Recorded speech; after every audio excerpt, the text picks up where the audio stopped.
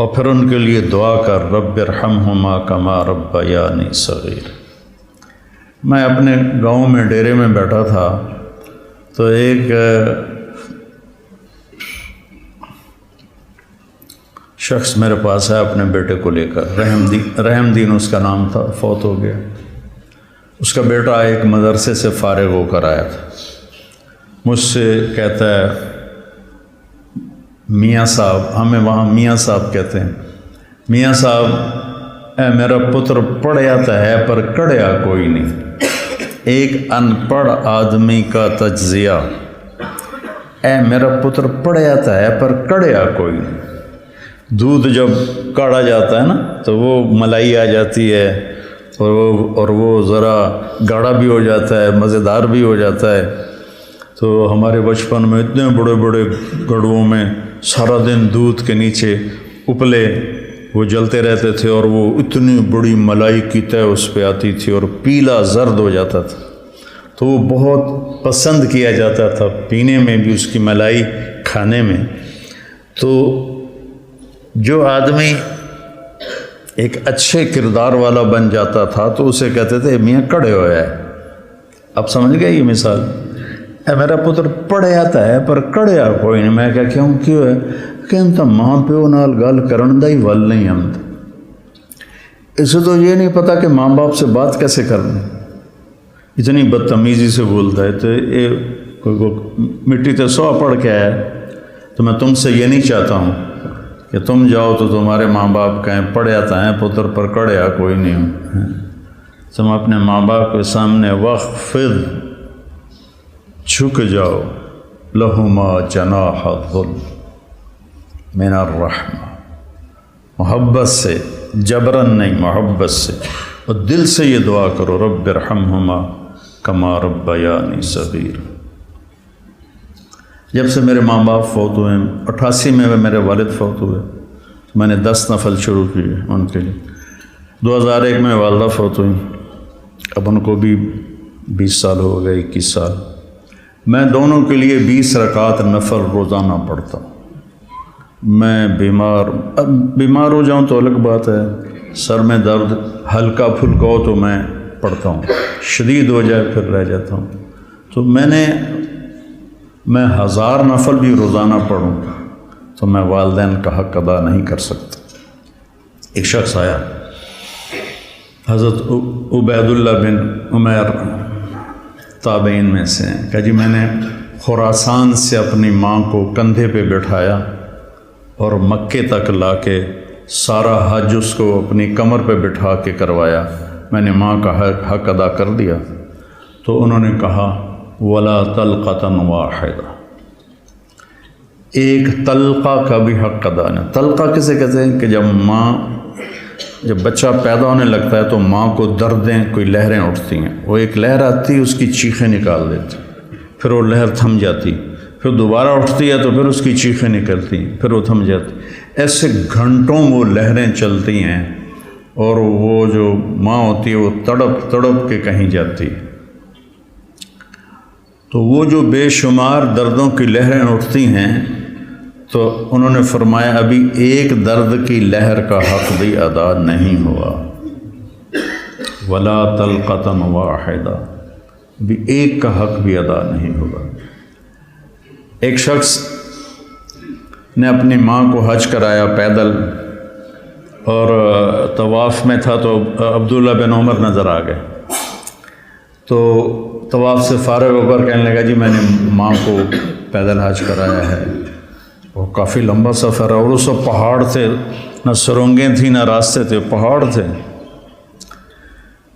تو میں نے ماں کا حق ادا کیا، تو ان کا ولا زفرۃ واحدہ، کہ تیری ماں تجھے اٹھاتے ہوئے تھک تھک کے جو لمبے سانس لیتی تھی، یہ زفرہ ہے، کبھی ایک سانس کا بھی حق ادا نہیں۔ حضرت عمر کے پاس ایک شخص آیا، جی جیسے میری ماں نے میرے کپڑے دھوئے میں دھوتا ہوں، میرے پخانے دھوئے پخانے دھوتا ہوں، پیشاب دھوئے پیشاب دھوتا ہوں، مجھے کھانے کھلائے میں کھانے کھلاتا ہوں، میں نے ماں کا حق ادا کر دیا۔ تو حضرت عمر نے کہا نہیں۔ کہ کیوں؟ کہ وہ جب تجھے پالتی تھی نا، تیرے پیشاب پخانے دھوتی تھی، تیری زندگی کے لیے دعا کرتی تھی، اور تو جب اس کے لیے یہ مشقت اٹھاتا ہے تو کہتا ہے یا اللہ جلدی بولا، اللہ تھک گیا، تو نے ماں کا حق ادا نہیں کیا۔ تو کہنا میرے نبی نے تمنا کی، میری ماں مجھے پکارتی تو میں نماز کے اندر کہتا لبیک۔ تو بچوں، آپ ابھی بچے آپ کے ماشاءاللہ والدین زندہ ہوں گے انشاءاللہ، اللہ خیر کرے، کسی کا فوت بھی ہو جاتا ہے تو اللہ کی تقدیر ہے۔ تو یہ میرے رب کا ایک اس کو اتنا دہرایا اللہ نے، پورے قرآن میں دہرایا ہے، پورے قرآن میں دہرایا کہ اپنے ماں باپ کے ساتھ وہ جو وصایا ثلاث ہیں، اللہ تشرکوا باللہ شیئا وبالوالدین احسانا، وہاں بھی سورہ انعام میں 3 وصیتیں قرآن میں آتی ہیں۔ تو پہلا ہے شرک نہ کرو، اور پھر بالوالدین احسان، والدین کے ساتھ احسان کرو۔ احسان ہوتا ہے کسی کام کو سب سے اعلیٰ درجے پر کرنا، اس کا نام احسان ہے۔ هل جزاء الاحسان الا الاحسان، تو اللہ پر کوئی احسان تو نہیں چڑھایا ہم نے۔ هل جزاء الاحسان کہ تم نے میری اطاعت کو بہت اعلیٰ درجے پہ پورا کیا، تو اب میری طرف سے تمہارے اوپر بھی بہت اعلیٰ درجے کا صلہ آئے گا، اور وہ جنت ہے۔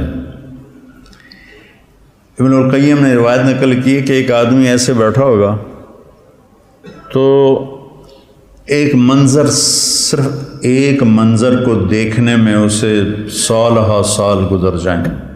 70 سال کا مطلب ہوتا ہے بہت زیادہ، وَإِن تَسْتَغْفِرْ لَهُمْ 70 مرة، پتہ نہیں کتنے سال وہ ایسے بیٹھا اس میں گم مزہ لیتا رہے گا، مزہ لیتا رہے گا، مزہ لیتا رہے گا۔ یہ تو تھوڑی دیر کے بعد ہماری طبیعت بھر جاتی ہے، بس یار بس۔ پہلی دفعہ میں گیا کینیڈا تو میں نے خود کہا نیاگرا فال جانا ہے، دنیا کی سب سے بڑی جو آبشار ہے وہ نیاگرا ہے، عجب اللہ کی قدرت ہے، دیکھ کے حیرانی ہوتی۔ تو ہم شوق سے گئے۔ دوسری دفعہ کینیڈا گیا تو میں نے نہیں کہا، مقامی لوگوں نے کہا نیاگرا چلے، میں نے کہا چلو، چلے گئے۔ تیسری دفعہ میں کینیڈا گیا تو انہوں نے کہا جی نیاگرا چلے، میں کہا ویکھ لیا، بس کرو ہن کی ویکھنا، ٹھیک، دل بھر گیا۔ جنت میں ایسا نہیں ہوگا، ہر لمحے سما بدلتا جائے گا، ہر لمحے۔ هل جزاء الاحسان الا الاحسان، تو لہذا اس میں گم ہو کے مست ہو جائے تو اللہ کہیں کہ میرا بندہ ایک ہی چیز میں گم ہو گیا، اسے کوئی اور مزہ کراؤ، اسے کوئی اور مزہ کراؤ، تو ایک دم اس کے کندھے پہ ہاتھ لگے گا ایسے، جو یوں مڑ کے دیکھے گا تو ایک لڑکی ہوگی اس کو دیکھتے پورا یوں مڑ جائے گا، وہ کہے گی امالک فینا من رغبت، آپ کو ہماری کوئی ضرورت ہے؟ میں قربان جاواں، ضرورت تو بڑی ہے۔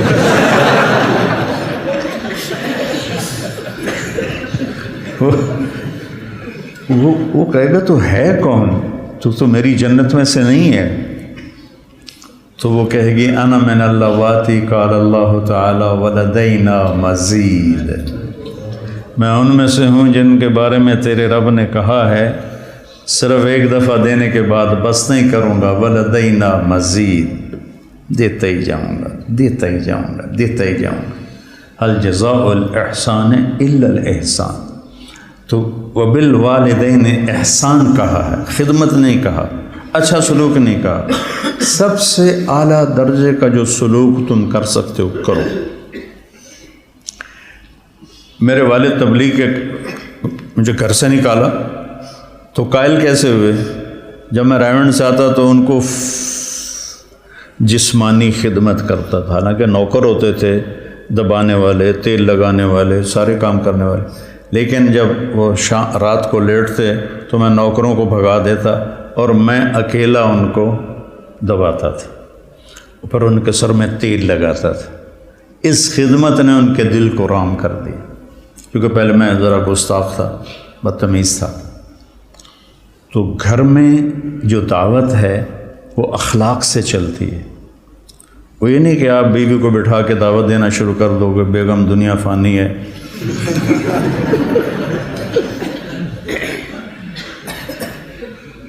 تو گھر میں جو آپ کا سکہ جمے گا جھک جانے سے جمے گا.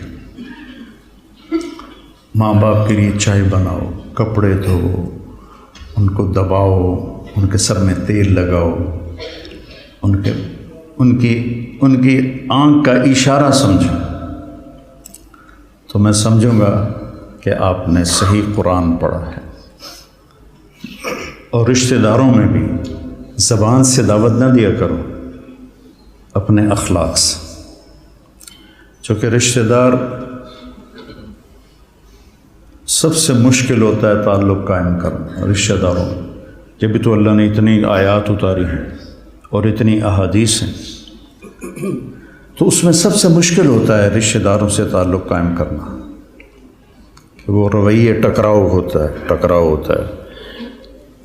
تو اس میں آپ کے اخلاق، آپ کی تواضع، آپ کی عاجزی، کوئی ان میں سے بدتمیزی کرے تو آپ کا برداشت کرنا عموماً، اور والدین خاص طور. لیکن اس میں ایک بات کی احتیاط رکھنی ہے کہ کل کو اللہ آپ کی شادی کروائے تو شادی بیوی کے معاملے میں احتیاط کرنی. آپ کے ماں باپ کا آپ پر پورا حق ہے، لیکن آپ کی بیگم پر ان کا کوئی حق نہیں. میں بچیوں سے بھی کہتا ہوں کہ تم اپنے ماں باپ کو چھوڑ کے آ گئی ہو، اب اپنے خامد کے ماں باپ کو اپنے ماں باپ بنا لو. اور خامد کے ماں باپ سے کہتا ہوں کہ تم نے اپنی بیٹیوں کی شادیاں کر کے روانہ کر دیا اور تمہاری حویلی خالی ہو گئی بیٹیوں سے، تو تم ایسا کرو کہ یہ جو بہو آئی ہے اس کو اپنی بیٹی بنا لو. جب اس کو بہو کی نظر سے دیکھتی ہو تو پھر تمہارے اندر حسد پیدا ہوتا ہے، غصہ پیدا ہوتا ہے. اسے بیٹی کی نظر سے دیکھو، یہاں تمہاری جگہ، اس بہو کی جگہ تمہاری بیٹی بیٹھی ہوتی تو تمہاری نظروں میں کیا پیار ہوتا. جب بیٹی کو تم نے روانہ کر دیا ہے، اب پیچھے یہ تمہاری بہو آ گئی ہے، تو اس کو وہی نظر دو جو اپنی بیٹی کو دیتی تھی، تو گھروں میں خوشیاں. تو ماں باپ کا تمہاری بیوی پر کوئی حق نہیں ہے. لیکن میں نصیحت کرتا ہوں بچیوں کو کہ خامد کے ماں باپ کو عزت دو، ان کی خوشی سے خدمت کرو. اگرچہ تمہارے ذمے نہیں، لیکن کرنا تمہارے لیے اجر و ثواب کا باعث ہے. اور بچی کے ماں باپ سے کہتا ہوں، دیکھو پوری ہدایہ جیسی کتاب میں بھی ساس کا کوئی حق نہیں لکھا ہو ساس سسر کا کوئی حق لکھا، باب الخواخ ہے کوئی؟ کیوں جی مولوی زبیر صاحب، باب الخواخ کوئی نہیں ہے. خامد اور بیوی کے حقوق، اولاد کے حقوق. تو میری ذمہ اپنی ماں باپ کی خدمت ہے. میری بیوی خوشی سے تیار ہو جائے تو اس کا احسان ہے، اس کی نیکی ہے. زبردستی کر کے میں کروں ورنہ میں تجھے نکال دوں گا تو یہ ظلم ہے. ماں باپ کے کہنے پہ طلاق نہیں دینی. طلاق دے دو، بڑی نافرمان ہے. اپنی بیٹی کے لیے کہتے ہیں وہیں رہو، وس کے رہو ساڑھے کو نام ہی، اور بہو کو کہتے ہیں طلاق دے دو اسے، کسی کی بیٹی ہے. تو اس میں اعتدال کا راستہ اختیار کرنا یہ آپ لوگوں کے ذمے ہے. اور جب بھی بیوی کی تمہیں شکایت سننے کو ملے، پہلے تحقیق کرنا پھر کوئی بات کرنا. عموماً شکایتیں غلط ہوتی ہیں. ایک ہماری رشتے میں پڑنانی تھی، رشتے میں مجھے ابھی پتہ ہی نہیں کہ وہ میری کیا لگتی تھی. تو وہ آئی میری نانی کے گھر، تو اندر پردے نال اس کی بہو پیچھے آ رہی تھی. میری نانی نے آندی ہے تو میرے کو پوچھنا ہے اے تھوڑا رنگ پیلا کیوں ہو گیا ہے. یہ انہوں سمجھا رہی ہے کہ تو میرے کو پوچھنا تھوڑا رنگ پیلا کیوں ہو گیا. اچھا وہ میری نانی کا ان سے کوئی بانجی بھتیجی کا رشتہ تھا، تو انہوں نے کہا جی ٹھیک ہے جی نانی جی. وہ پیچھو بہو آ گئی، سلام دعا کے بعد وہ کہنے لگی خالہ جی تھوڑا رنگ بڑا پھیکا پہ گیا. ہاں نہ دودھ پلائندی ہے نہ چاہ پیوائندی ہے نہ انڈے کھوائندی ہے نہ روٹی دا پوچھدی ہے نہ پانی دا پوچھدی ہے. اگو وہ بھی تھی یہ کودے نو تو وہ کودے تیرا سی کا بھائی بگھیرا یہ کودے نو تو وہ کودے تیرا. اگو اس نے بھی لے لیا ہاتھوں ہاتھ ہر شے کھا جانی ہے تو علی پہ آنی ہے میں تین کچھ نہیں پوچھنی ہے. تو بیٹا یہ ایک زندگی ہے جو میں کوشش کرتا ہوں کہ آپ وہ زندگی سیکھیں. کیف عاملہم بھی اسی لیے نصاب میں داخل کی کہ آپ کو پتہ چلے کہ زندگی گزارنی کیسے. اللہ نے شروع سے مجھے ایک بڑی فیملی میں پیدا کیا. بچپن سے نوکروں کی بہتات. میری شادی ہوئی ٹھیک ہے. میری بیوی فیصل آباد اور اس وقت دیہات کچی سڑکیں 83 میں بجلی بھی اس وقت کوئی نہیں تھی. وہ بیچاری گھبرائی ہوئی ایک ہماری جانگلی زبان اسے سمجھ میں نہ آئے. وہ یہاں فیصل آباد کی وہ گھبرائی ہو. میں اس کو حوصلہ تسلی کے لیے بڑی ہمت افزائی کرتا. تو پوری ایک کچہری لگی. پھپھیاں ماسیاں کٹھیاں. اچھا میری ماں کو میرے والد چولہے پہ نہیں بیٹھنے دیتے تھے. زیادہ سے زیادہ یہ تھا کہ وہ جب سالن پک کے آتا تھا تو وہ تقسیم کر دیتی تھی ورنہ وہ بھی نوکرانی کرتی تھی. تو میرے والد یعنی میری ماں کا بڑا احترام کرتے تھے. وہ کہتے تھے نوکر کیڑے کس واسطے جے تم ہی چولہے تے جاتے بہ جانا تم چولہے تے نہیں بہنا. تو اب یہ میں اپنی آنکھوں سے دیکھ کے پروان چڑھاؤں. 30 برس کی عمر میں میری شادی ہوئی. 30 سال میں نے اپنی ماں کو دیکھا کہ وہ چولہے تے نہیں ہوندی. میری ماں کو روٹی بنانی نہیں آتی تھی. کدی شوق نال بنے دی ادھی دے جاندی کیونکہ کبھی بنائی جو نہیں. اب مقدمہ ہو رہا ہے. ماں تیری چولہے تے سڑدی پئی ہوندی ہے تے بیوی تیری ٹھک کے منجے تے بیٹھی ہوندی. یہ میرے گھر میں ہو رہا ہے.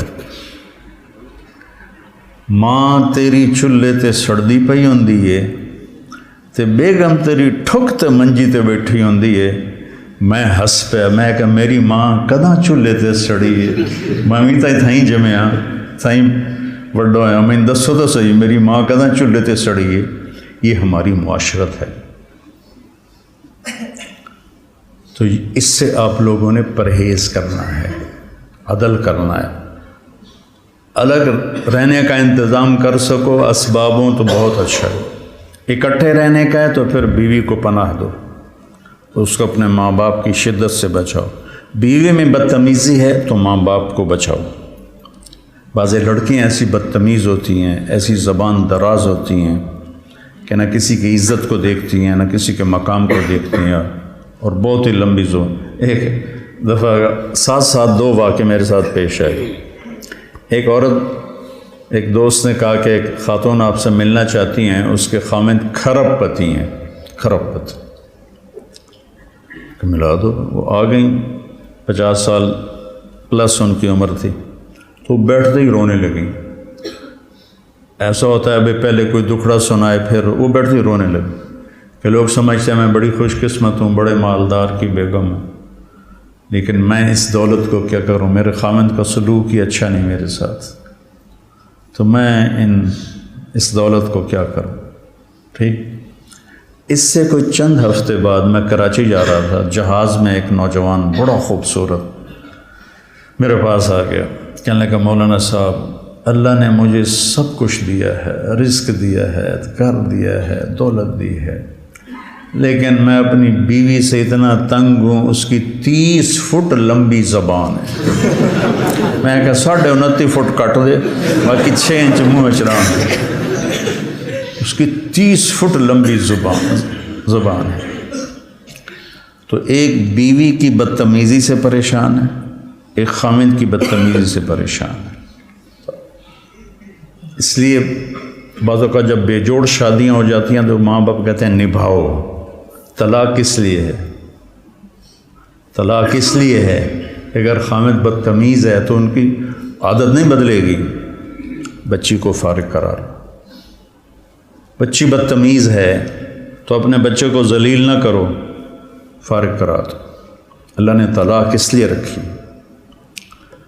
تو میرے عزیزو، یہ زندگی کے اسباق ہیں جو اتنے ہی ضروری ہیں جتنے ہم باقی اسباق کو پڑھتے ہیں۔